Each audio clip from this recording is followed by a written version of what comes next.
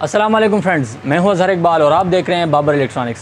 Friends, आज के video में हम आपको बताएंगे कि आप अपने एलईडी जो लाइट्स होते हैं बाज़ार में बड़ा चलता है, लेकिन ये जब ख़राब हो जाता है हमें पता नहीं होता, हम इसको फेंक देते हैं और नया लेकर आते हैं। अगर इसकी वारंटी ख़त्म हो जाती है तो आप इसको घर बैठ के आराम से ठीक खुद कर सकते हैं। तो मैं आपको इसको दिखाता हूँ कि इसमें मसले क्या क्या आते हैं और इसको हम आराम से कैसे ठीक कर सकते हैं। दोस्तों, सबसे पहले आपने लाइट्स को ऐसे खोलना है, थोड़ा सा दबाना है इसको, ये खुल जाएगा, टूटेगा नहीं, ये आराम से खुल जाएगा। तो सबसे पहले तो आपने इसके एलईडी को चेक करना है कि यहाँ पे जो एलईडीज़ होते हैं इसमें कोई ब्लैक निशान तो नहीं लगा। जब इसमें कोई ब्लैक निशान लग जाता है तो फिर वो एलईडी ख़राब हो जाती है। तो इसमें हम दो तरीके कर सकते हैं।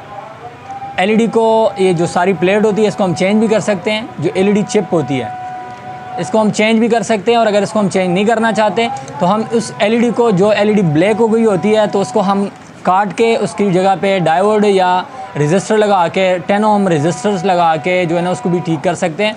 उसकी जो करंट है वो स्टेबल होगी, जो सीरीज़ है वो काम करेगा और हमारी लाइट जलेगी। मैं आपको वीडियो में चेक करवाता हूँ।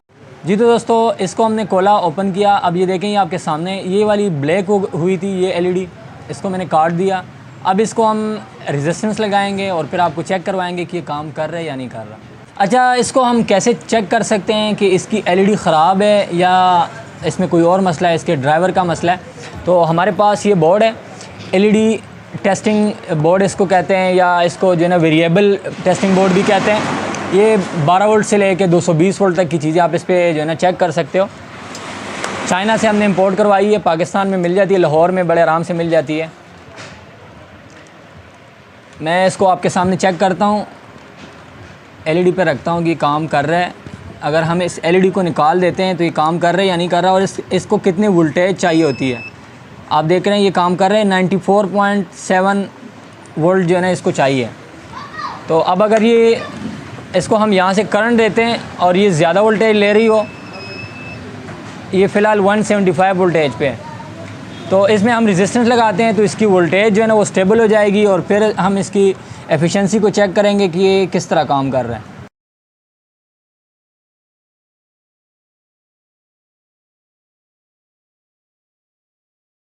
जी तो दोस्तों, जैसा कि आप देख रहे हैं ये ब्लिंकिंग कर रहा है, ये काम कर रहा है, और अब इसकी वोल्टेज जो है ना ये 95 पे आ गई है। मतलब हमारा लाइट जो है ना वो ठीक है। इसकी जो चिप और ड्राइवर है इसकी कम्बिनेशन अब ठीक है, और ये अब चल जाएगा, काफ़ी देर तक ये चलने वाला है। ये आप देख सकते हैं इसमें रजिस्टर लग गया है, 10 ओम का ये रजिस्टर लगा हुआ है। प्लस और माइनस का आपने इसका ख्याल रखना है। जो आप यहाँ से प्लस साइड शुरू होती है, तो अगर ये सीरीज़ में इधर से आ रहा है तो आपने प्लस साइड का चेक करना है। मैं आपको रेजिस्टेंस में बता देता हूँ। रेजिस्टेंस में जो रेड लाइन होती है, जहाँ पे ये रेड लाइन यहाँ से इसकी पॉजिटिव या प्लस वाली जो साइड है यहाँ से स्टार्ट होती है, रेड वाली लाइन से। तो आपने प्लस वाली जो एलईडी की जो प्लस वाली साइड होती है उसमें आपने रेड वाला साइड लगाना है, और जो माइनस वाली साइड होती है उसमें आपने दूसरा साइड लगाना है, तब ये काम करेगा। अगर आप इसको उल्टा लगाते हो तो ये काम नहीं करेगा।